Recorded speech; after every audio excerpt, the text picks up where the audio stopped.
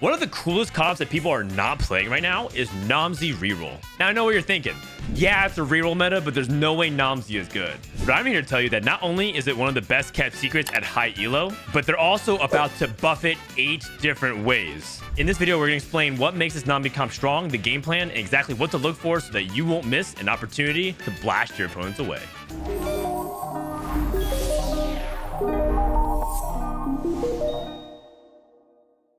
I'm calling this comp Nomsy because Nomsy ends up feasting on all their opponents when you can get everything online. Nomsy is definitely the best one-cost late game when you can hit 3 dragon because her spell turns into an AoE and it hits multiple targets, and that kind of scaling just doesn't really exist on a transformation level for any other one cost. But perhaps the biggest reason to pay attention is that all of these units are getting buffed next patch. When you look at Twitch, Jace, Nomsy, they were some of the worst performing one cost, and now they're going to be really good early game as well as potentially scale well into the late game because of all this extra buffs. Shyvana's already pretty decent when you get her to 2-star early, and now she's going to be much more tanky and deal more damage. Swain does lose some of his damage, but he's going to be even tankier, which is really huge, and also kind of plays well around the Frost core. Nico's going to heal more, and Briar's going to deal more damage. He just gets so many stats across the board.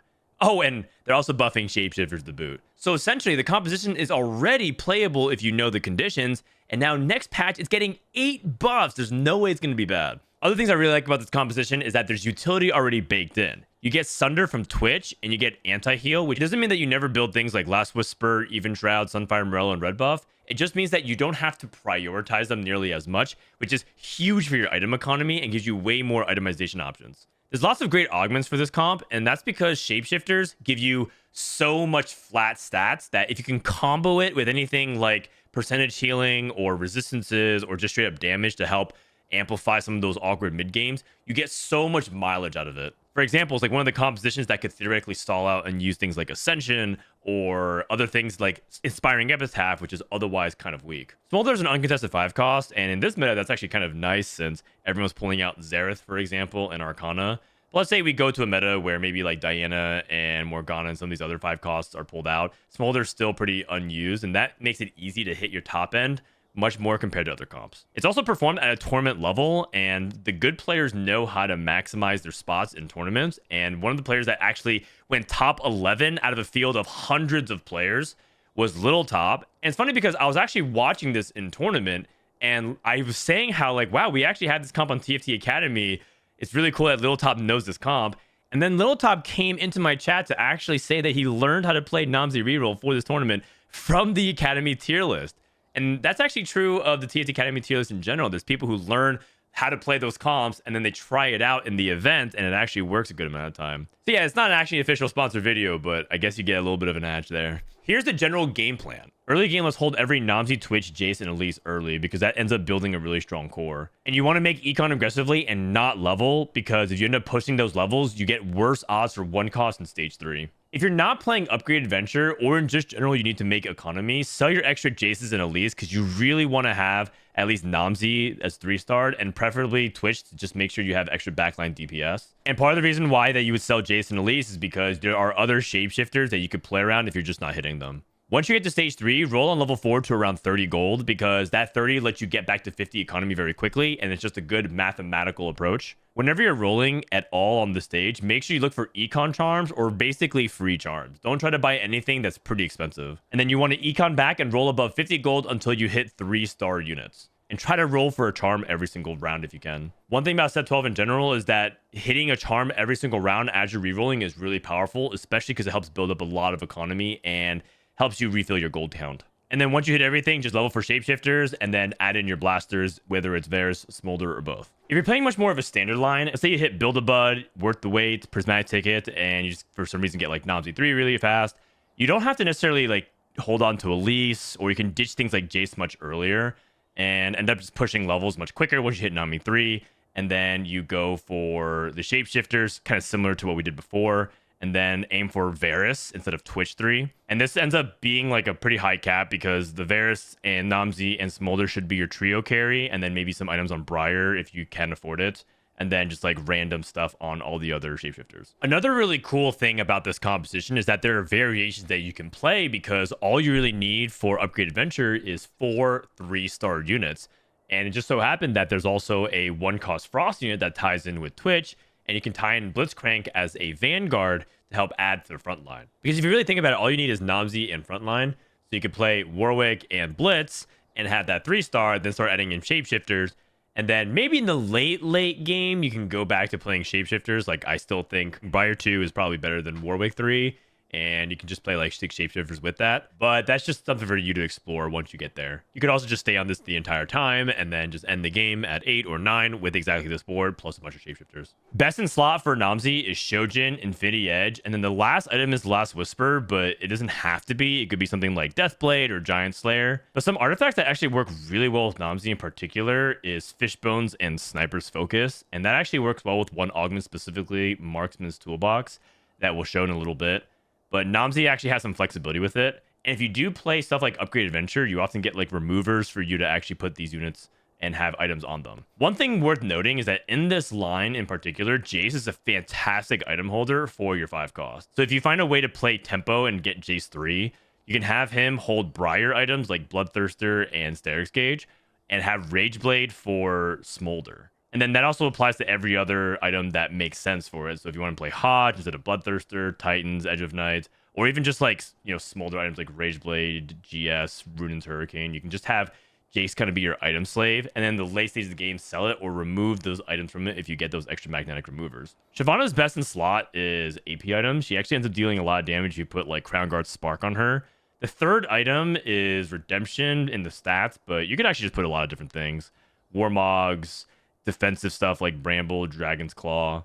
I'd be hesitant to put too many specific things that require her to tank. She's much more of a damage dealer. So if you end up putting things like, you know, Mogul's Mail or Eternal Winter and expect a lot of mileage out of Shyvana 3, you're probably not going to get it. She's also just good with these gloves. So if you end up getting like Lucky Gloves and these gloves, like feel free to itemize her as such. We mentioned that this composition has a lot of good augments, but here are just some to jog your idea of like what could be good for it. Any kind of econ to help you get a bunch of free rerolls is important since you're trying to reroll a ton. And this is particularly good on 3-2 if you get Upgrade Adventure. Upgrade Adventure is the best augment for this comp in general, so if you ever take it, just try to play this composition instead of just playing the other 1 cost, and you'll see what I mean. You end up hitting something like Rolling for Days. This is much more common to hit on 3-2, so that way you can like have your Upgrade Adventure, and then on 3-2 Rolling for Days, roll a lot, and hit your units and start getting those rewards. That's also really big. Featherweights is good to just buff your 1 and 2 costs, which you have a ton of in this comp. Misconnection is a ton of econ, and you can sell those extra units for gold. Item Collector is also really powerful because you do lack a little bit of damage at times, especially in the mid game. And so picking Item Collector at 3-2 can be really good, even 4-2 as well. Eternal Growth is a really nice augment to help scale your Shapeshifter HP, and actually ties really well to something like Spider Queen for Elise, which you actually can play. I would say that if you do play Spider Queen Elise in this line, you could end up just rerolling Nomsy 3 as well.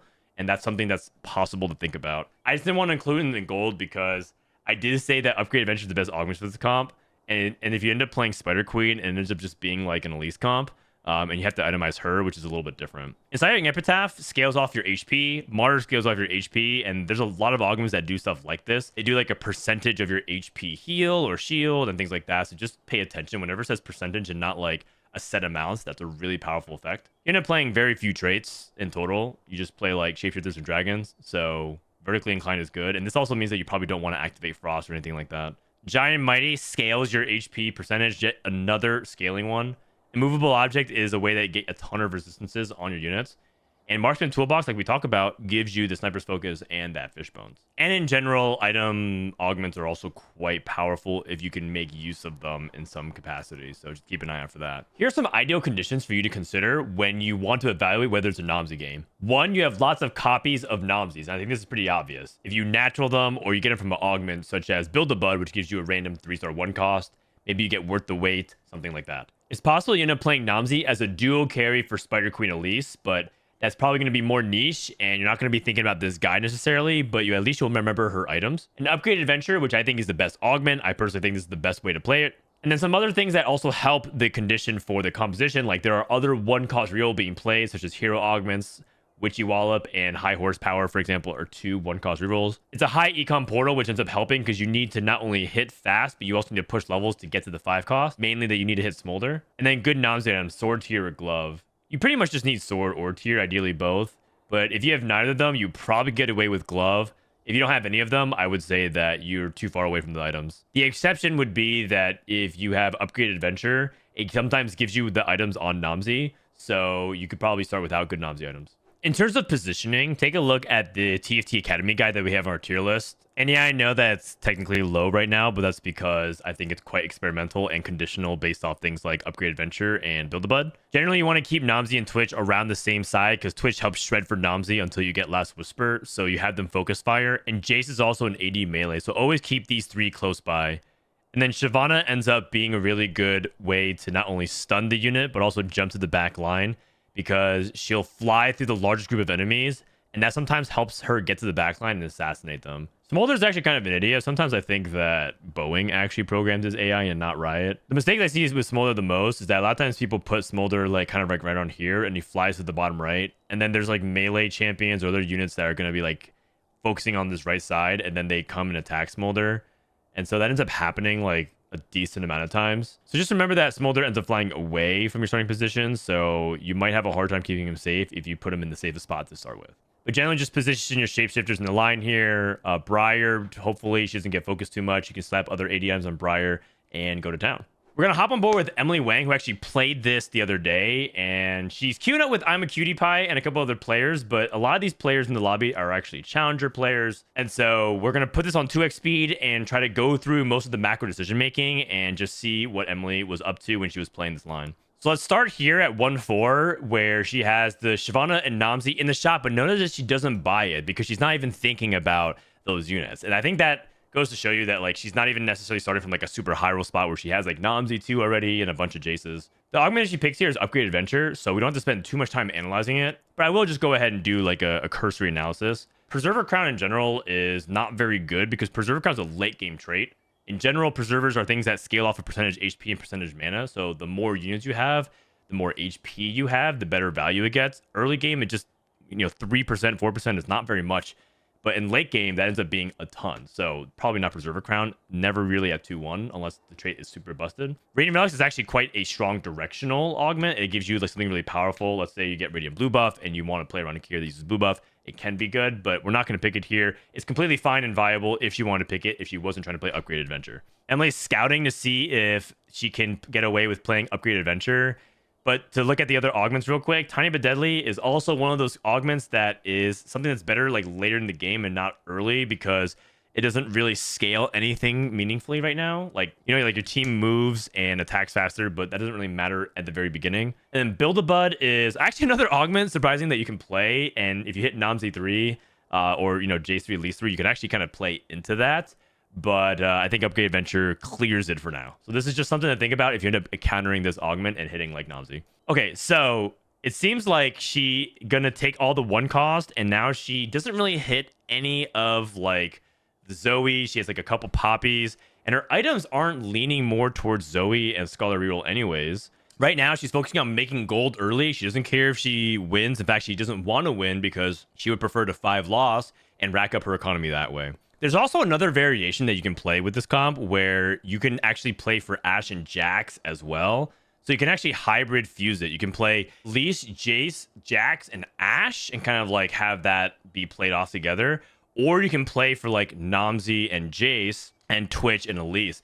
And so Upgrade Adventure actually has like a lot of versatility with it. You can actually see she's holding all of these units just to actually cover all of her bases. If you do go for Warwick Blitz as your front line, I will say that you probably will be tempted to try and itemize Warwick 3, but try not to do that. Instead, focus on itemizing Blitz 3 if you do get there. Emily goes for Sword on Carousel with a 3-cost Wukong. This sword is really important because it links to Shojin, and Shojin is probably the most important item for Nomsy. That's because Nomsy wants to cast. Nomsy is not an auto attack unit. She's an AD caster similar to Varus, and so she needs to actually have her ability impact the board. If you just have her attacking, she doesn't do very much. You can see how rich she is. She's already at 40 gold, and now she's kind of ditched the Warwick and wanted to commit to the Shapeshifter, but that's entirely another possibility because with Upgrade Adventure, all you really care about is choosing to upgrade every 1-cost unit as we were talking about in the slides. Okay, so 5 loss successfully secure. So she's a bunch of economy. She picks up an extra Shyvana. She's rolling here a little bit to make sure that she can actually win versus the Krugs. That is important. Do not lose the Krugs in any circumstances. Gets dropped a bunch of swords, and so she's going to roll some of her gold here. She's skipping some of the expensive units like Swain because she doesn't really care about that right now. All she cares about is all the one cost that she's going to get. After this roll down, it looks like Emily is going to be committed to the Warwick and Blitzcrank, and that's totally fine because all that matters is that you get frontline in front of the Nomsy. Okay, 3-2 Augments. She gets offered Marksman Toolbox, What the Forge, and Radiant Refractor. What the Forge is just a really inconsistent augment, even though they buffed it a lot recently from 100 to 200. The fact is that it's just too much variance. Yeah, it's a composition that can use a lot of artifacts, but you don't really want to ever pick this. You can pick it if you want to have fun, but it's just not very good. Radiant Refractor can actually be quite good because Masterwork Upgrade is good if you can get like Radiant Shojin onto Nomsy. But I think Marksman Toolbox is actually one of the best augments for this composition because both of these items are fantastic on Nomsy, so I think we should roll with that. All right, so we end up rolling with Marksman's Toolbox, and now what's important is for her to try to preserve some of her HP. She's probably going to start removing and putting some of her items onto Nomsy. I think that if I were to keep one item on Nomsy, it'd be Deathblade, so I can amplify her damage, so I think this makes a lot of sense. The Giant Slayer can also go late game onto either stay here onto Twitch, or you can move it onto another really important carry like Smolder. And now Emily's just waiting and trying to roll above 50 gold because she needs to hit so many 3 stars. If she consistently dips below 50 gold here, she's going to just not have enough economy. So she's trying to maximize all the econ she possibly can get.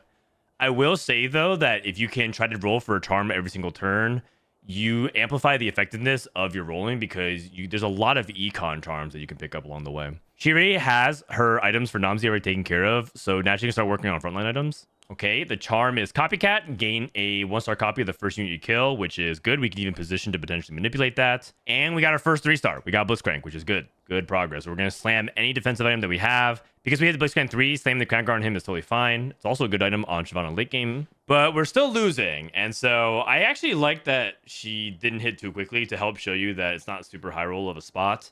To give you the proper expectation, because right now this composition isn't actually going to be winning a lot on stage 3 unless you 3-star very early, and so it's actually good that she's taking some of these losses. Okay, she actually fights this composition and gets the win, so she snaps her lose streak, which I think she actually kind of wanted to lose because she needs the gold. She's actually not happy about losing, and her chat's making fun of her. -6, implying that that's how much gold she's losing for breaking her streak. Okay, we're rolling here at 4-1, and we got Nomsy 3. We're rolling, and I think she's probably gonna roll here until she hits her 3 stars in general. She's 2 off Warwick, 1 off Warwick, 1 off Elise 3.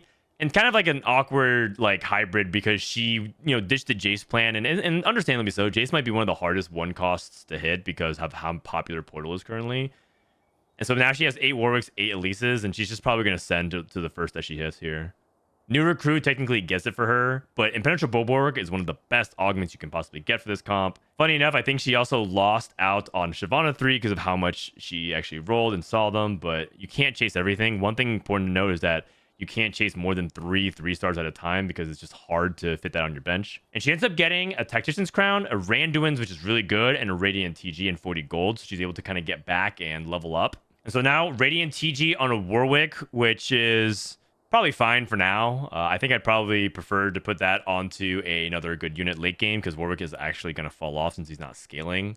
But right now she's at 33 HP and she's ready to start winning out. She actually levels to 7 and rolls a little bit. I think she probably just wants to get another Shapeshifter because 4 Shapeshifter is probably a lot better than just playing another Elise 2. I think that's why she took a Charm as well to look for a 3 cost because she's looking for Nico. I think rolling here might have been a little bit too aggressive, but I understand why she did it because she feels like she needs to win streak. She has 33 HP. She doesn't have much room for error. But I do think those couple of rolls might end up actually costing her if she ends up needing to push levels to get the Smolder. But that being said, her position is great. And there's a Smolder on the board. Oh my god. Did she get Smolder? That's so big. Now she gets 3 Dragon unlocked, and that's huge for her now. And it's also have her Rage Blade, which is great. Smolder goes in, and she gets the free shop rerolls, and she uses them. But incidentally, because she used the shop rerolls, she now has to hold these units, so it's going to cost her even more gold. So in some ways, you don't necessarily always want to use the shop rerolls. Look at this. Fishbow's Nomsy assassinating the back line. Let's rewind and watch that. It just shoots the back line and AoEs down the back. And also because it turns into Frost that Zoe end up converting and dealing more damage. My God. And that right there is the power of Nomsy with 3 Dragon. Hey, okay, well now she actually hit and she has her 3-star Elise. Everything is looking like it's coming up to be a big comeback. Going up against Vhagar mages, and that composition just can't deal with our tanky front line because, you know, Randuins and Shapeshifters are such a good combination. Get all those resistances up. And now we just push levels here. She really wants Rageblade for Smolder, and so she ends up taking the bow, which is huge. Oh, she actually slams a Runins onto Twitch. Okay, and then she goes Shojin onto Smolder. I think Rageblade is actually really important on Smolder, and she ended up losing this fight to the Poppy 3 reroll. So that ends up being kind of an unfortunate loss here for her. I think that Rageblade on Smolder is so important that it actually might be the inverse. You might actually remove items and start putting items on Smolder because Twitch doesn't do much. But maybe in the next patch, that ends up being like a really key play because you play around Twitch 3 and Nomsy 3. I could see that working out. Slowly but surely getting those wins, and now she pushes to level 8 to try and add 4 Shapeshifter, and she finally gets it. And the best Shapeshifter she can get here is Briar, because Briar would be a nice capstone to it. And then eventually just start replacing quality with quality. So in the end, the ideal board state would be to have 6 Shapeshifters, replace Blitzcrank and Warwick with, you know, Nasus and Briar, and the composition is basically done. And if you can get to 9 and add Varus for the Pyro Blasters, that's just the extra cherry on top. She is at 20 HP though. She doesn't actually have that much margin for error. She ends up taking a Deathblade because she wants to just itemize Smolder, which I think is correct. She also is just buying charms to stay strong because at this stage of the game, she's probably recognized that getting to 9 is going to be really hard. Unless she's able to somehow go on a crazy win streak, I think she's going to be 8 for the rest of the game. And it's a narrow victory, but we top forward and made a big comeback from a massive lose streak early. So I think job well done. And you're looking at some of these like triple prismatic boards, they cap pretty dang high. All right, we get the win versus the Portal player, and now we're officially on a streak, and we're aiming for that top 2. And in the creep round of 5-7, we're probably looking for a third item onto Smolder. Preferably now, we probably get things like the Deathblade going.